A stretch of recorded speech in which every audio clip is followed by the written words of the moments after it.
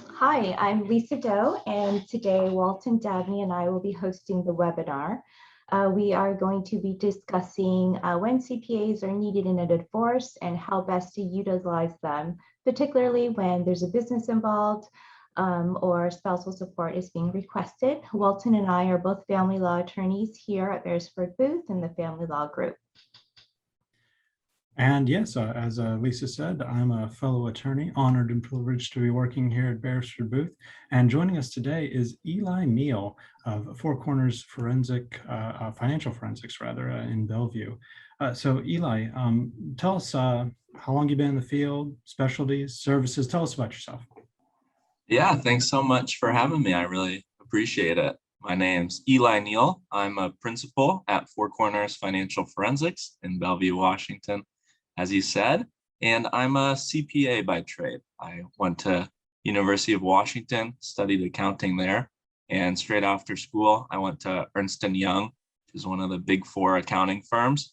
I did that for 4 years and then transitioned over into the world of forensics. So for the past 5 years, I've been doing business valuation, forensic accounting, economic damages calculations, and really ultimately, expert witness testimony to help judges and arbitrators, triers of fact, rule in disputes. So Eli, I'm so glad you're joining us today. I know that in my practice and in my cases, I utilize CPAs quite often, or I will refer or recommend my clients go and seek advice from a CPA related to certain issues or aspects of their cases. And primarily, I'm using CPAs to value businesses, to look into income issues, perhaps look into stock issues. Do you have anything to add, Walton, in terms of your cases? An expert makes all the difference. A good expert makes all the difference. You'll have two phases when you need an expert. You'll have the consultation phase, and then that might be the only phase you need the expert. You can get the information you need, you can present it to your opposing party, and can come to a settlement. That happens most of the time, right, Eli? Yeah, exactly right. And I think people get, scared that there's going to be too much in fees, but exactly right. You can stage it. And so just in that initial phase is very important. Then again, your opposing might have an expert themselves, and their expert might have a different opinion, and or they might not care about the opinion of your expert. And either way, it's possible that you might need to go to trial. And then when that happens, then it's pretty critical to have an expert there, because I can stand up as an attorney and wax poetic about this, that, and the other, but I'm not a CPA. I'm not somebody who knows the ins and outs of forensic accounting. So you really need somebody who knows what they're talking about to tell the jury or to tell the finder of fact what's going on to eventually lead to a positive resolution for your case. So let's get into that. Well, Eli, can you tell us generally what has been your experience or involvement in divorce cases specifically?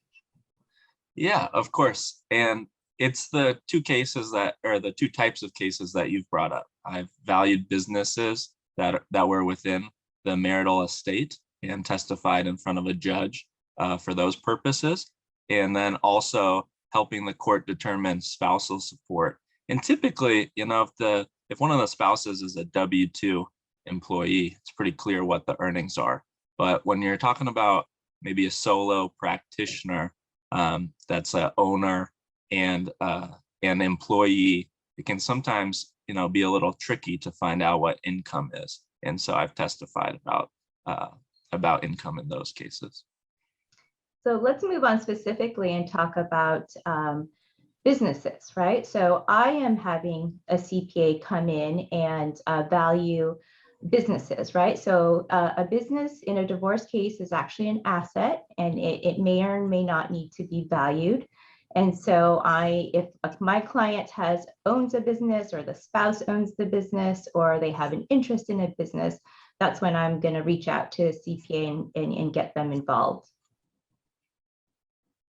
Yep, that makes perfect sense. And I think, if there's anytime there's a business involved in the marital estate, I think it's important to get a valuation professional involved.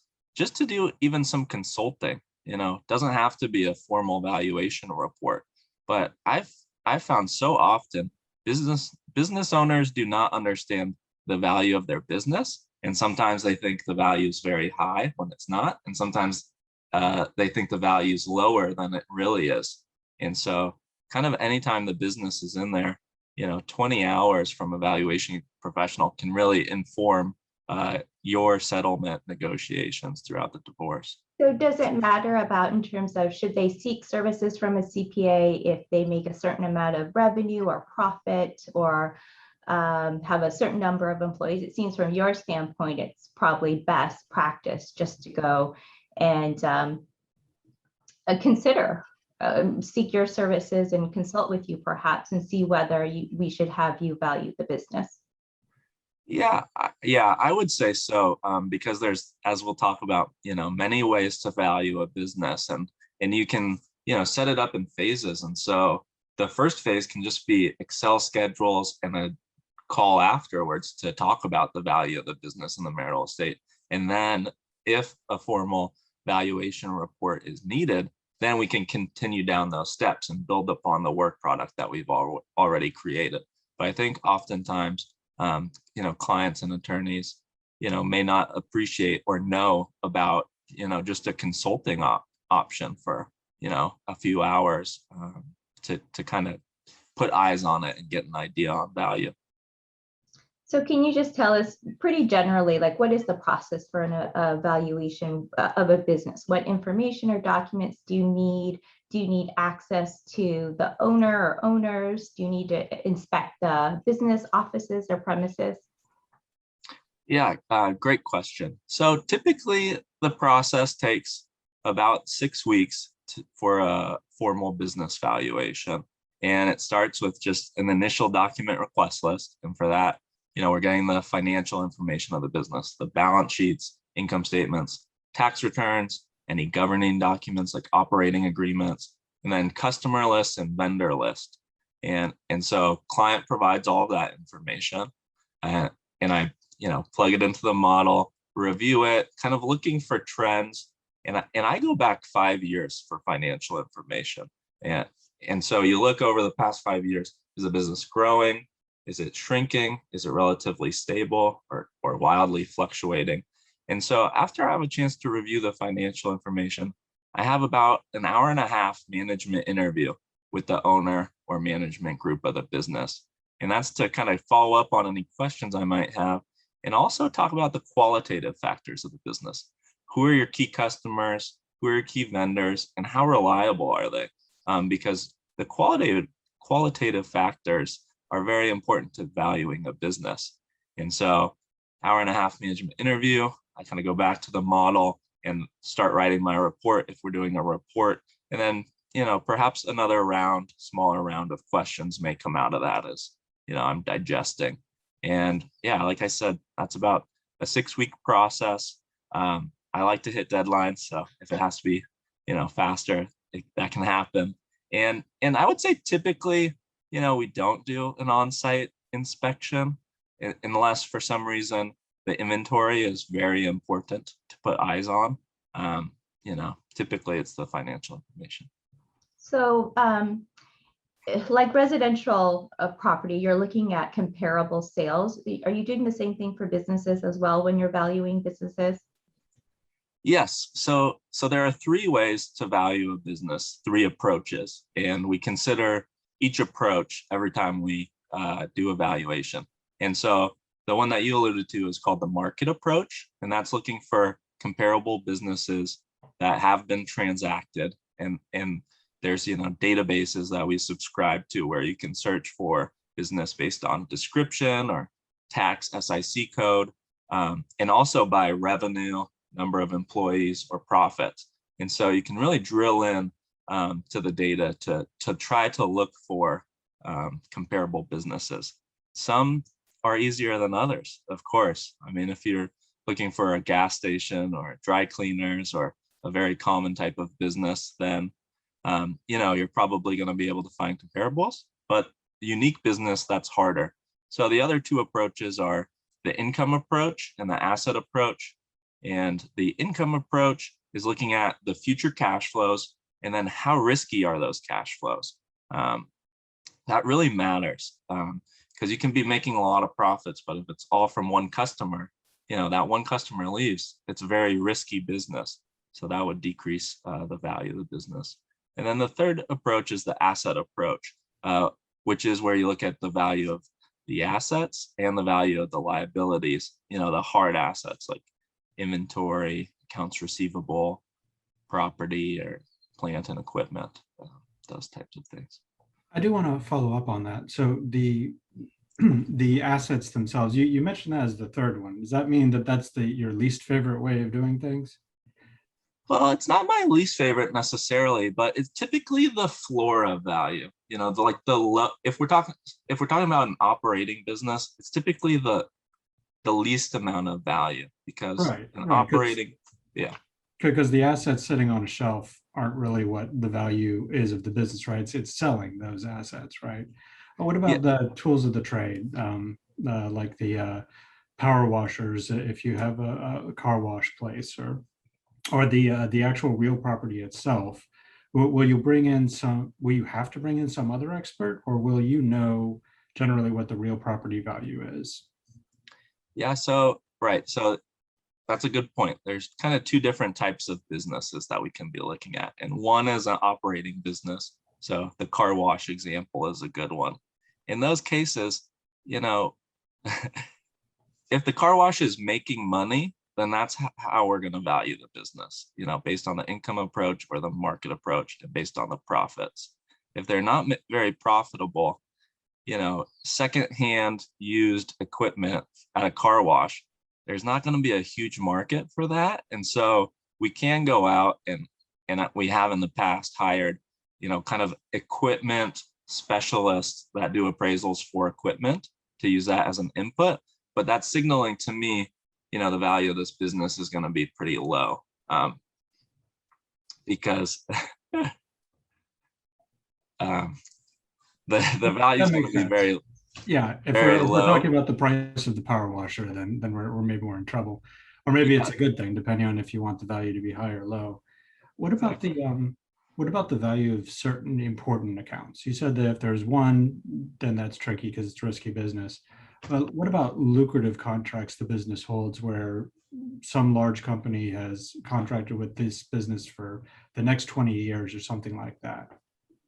Yeah, so that's exactly what we're looking for when we get the customer list and we're having the management interview of an hour and a half, is we're trying to gauge those relationships and the risk of them. And if you have, nice profitable clients that are in long-term contracts that they're locked up, then that would decrease the risk profile of those and make the business more profitable, because you got the cash flow stream.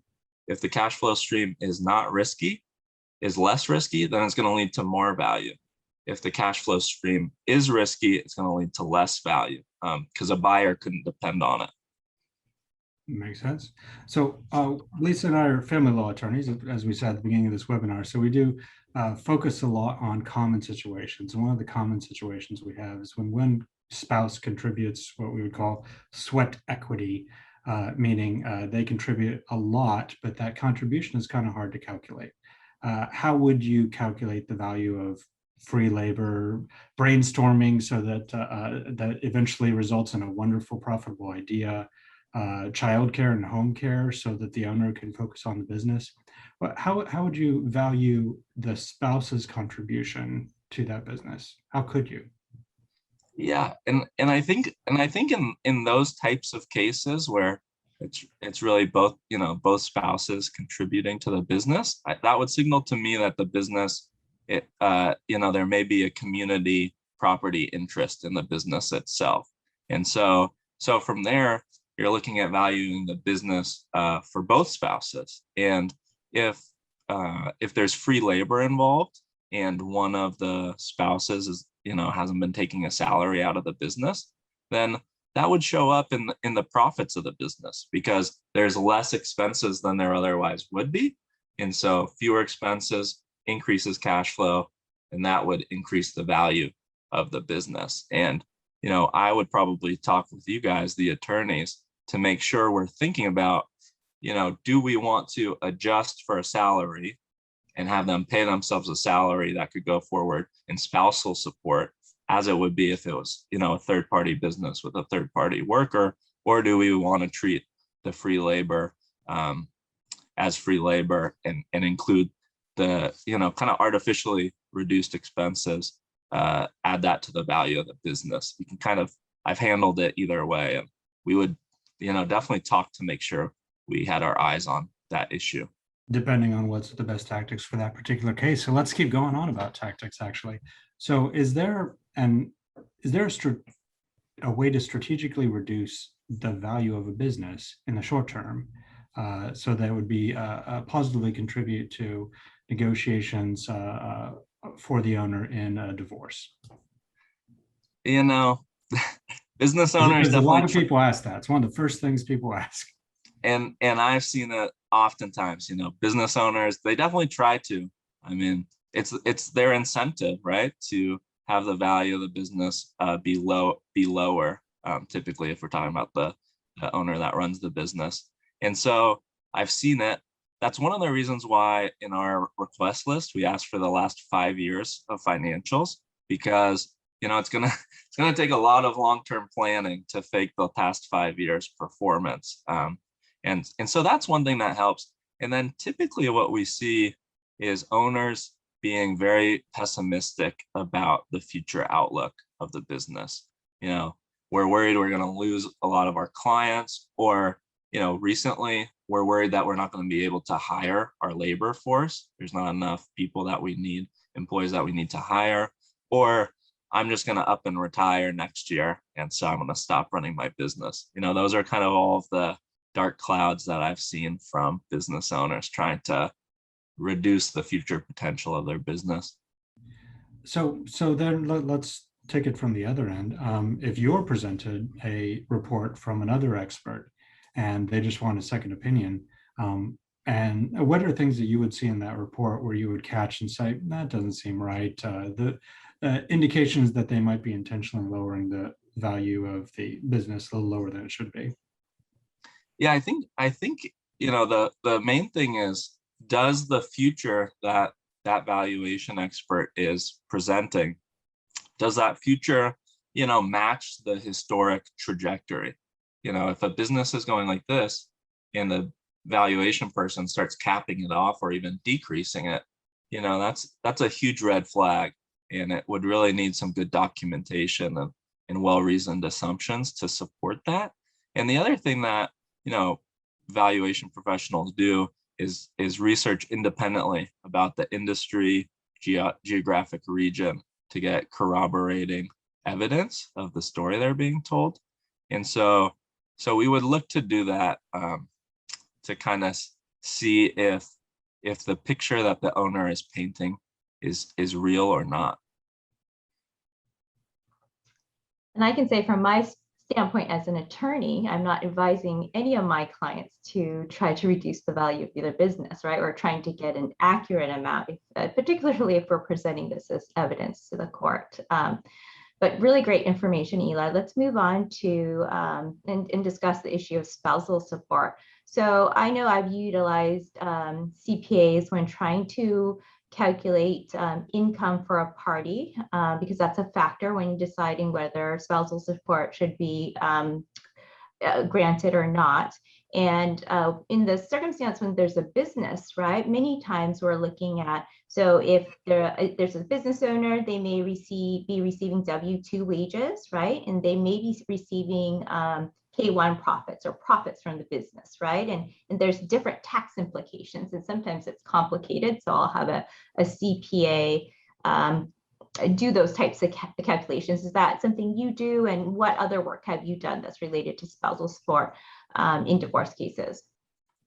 Yes, that's a great point, and always something on that initial document request list that I referenced that we always ask for is the last 5 years of W-2 wages and distributions for all of the owners, because that is because of Social Security taxes, employer taxes, employee taxes from wages. It's always an area where owners can be making strategic decisions with their CPAs about how much to pay themselves. And yes, so I've testified in 2 cases about spousal support. And one was a solo practicing attorney for the past 4 years, and looking at the revenues and billings generated by the law firm over the past 4 years and helping the court understand a reasonable expectation for the future. And then the second case was a chiropractic business chiropractor that was running it with a massage therapist and a naturopath, and looking at that business's profits and the wages paid to the chiropractor. And again, helping understand what would make sense going forward. So when a spouse's income is disputed, or for example, like in a business, right, profits may fluctuate. What are you considering, or what are you looking at to determine current and future income? Yeah, and again, the first thing that we're looking for is past 5 years. What's happened, and looking for trends in that data to give us an understanding. Because that's the situation they're in, and that's what they've been doing, especially 5 years out. The last year, may provide questions to understand. But history really is the best guide. That's what the court's going to fall back onto. So that's why we asked the past 5 years. And sometimes, in the solo practicing attorney case, the spouse was making claims of underemployment, that the spouse was, working below his capability, working below his earning capability. And so in that case, I looked at income studies for legal professionals in that geographic area and presented the data specific for, this is what he's been earning, and this is what other professionals in his area earn, to give a guide of, possible earning potential as well. Well, that's and just a follow up on that, we got income on one side that you're trying to prove in spousal support negotiations, and then the actual cost of living as a spouse. Have you helped spouses who are requesting spousal support determine what their actual expenses are? Because a lot of times folks really don't realize what's going out the door. It happens fast. Those credit card bills go. And so, I've sat down with spouses and, outlined their needs and documented them clearly, and then presented historical expenses to provide kind of a foundation for reasonable expectations going forward. And, sometimes it just helps to have someone like me, an accountant, get it into Excel, categorize it, and kind of just guide that conversation of what living expenses are and look like. So you brought up a couple of instances, like with the attorney case, where it seemed like the person might have been strategically reducing their income for the purpose of negotiations. But there are things that could happen, like you said, regarding somebody retiring, somebody dying, or somebody choosing, I'm done with this business, and it just happens to coincide with the same time that I'm getting divorced. And that can be genuine. That can be a good faith. I'm 68 years old. I'm ready to be done. So in circumstances like that, how would you convey that there really is a life transition here that's happening congruent with this divorce, and there is going to be less income? Yeah, I think in that case, depending on this, well, in either case, I would be a little bit skeptical of that story, and I think the court would as well, because obviously, again, the incentives are clear as to what each party is hoping for. And so in that case, I would look for evidence of that taking place before, date of separation would be, I think, critical. It makes me think of a case that I was working on where, the company, the business owner, was actively reaching out to investment bankers for 3 years, prior to the date of separation. And so in that case, it's kind of clearly laid out that there were hopes of selling the business and retiring. And I think that that would be a good place to start to, provide evidence of the truth and support of your plans as, something prior to, or some conversations, just because of the incentives and probably rightful skeptics. Well, you answered one of my follow-up questions earlier about how can you go ahead and catch folks who are doing stuff like this, and we've gone through all that. So I want to move on to one more topic here, just changing gears. But a lot of folks have been asking about it. It's in regards to the stimulus checks and the child tax credits. So explain the checks that went out previously, the 2021 child tax credit options. Yeah, I'd be happy to. The stimulus checks were checks that were given out in the previous tax year, and maybe into 2021 as well. And you receive stimulus checks depending on yourself and the number of dependents that you had and the income level as well. And then the child tax credit option is actually going to come up here in July this month, and that is a $3,600 benefit credit per kid that you have, and half of that is going to be released monthly from July into December, and the other half is going to be a lump sum at the end of the year. And that credit increased in 2021 as a result of the pandemic. Yeah, I know. I've been hearing parties having issues or disputes about the stimulus checks or what to do about the child tax credit, because in divorce cases, many times the spouses alternate claiming the child, right? And so it may be prudent to opt out, because I believe, is that correct, Eli? There's an option to opt out, to not receive that monthly amount if you will not be claiming the child or your child for that tax year. Yeah, that's exactly what I've heard too. And I haven't been involved with the case, but just from what I've read, yeah, if parents are alternating who's claiming the children as a dependent each year, both with the stimulus check and with the child tax credit, if the government's basing it off of last year's return, but it's based, on 2021's return, then there could be a mismatch that, would have to go back and be corrected for it to be equitable to both parents. And yeah, just based on timing, it can get very difficult for divorced parents. It's just something we need to add to the list of to-do items when we are setting stuff up for families. All right. Well, I think I am done grilling Eli. What about you, Lisa? Well, I want to bring Eli back. We're out of time, but we so appreciate you gave us really great information. I know our audience would appreciate and find valuable. So definitely we'll have to do another webinar in the future. That sounds lovely. And yeah, thanks so much for having me. Love to help attorneys and their clients with kind of ambiguous, hard financial questions. So thanks for having me. Thank you.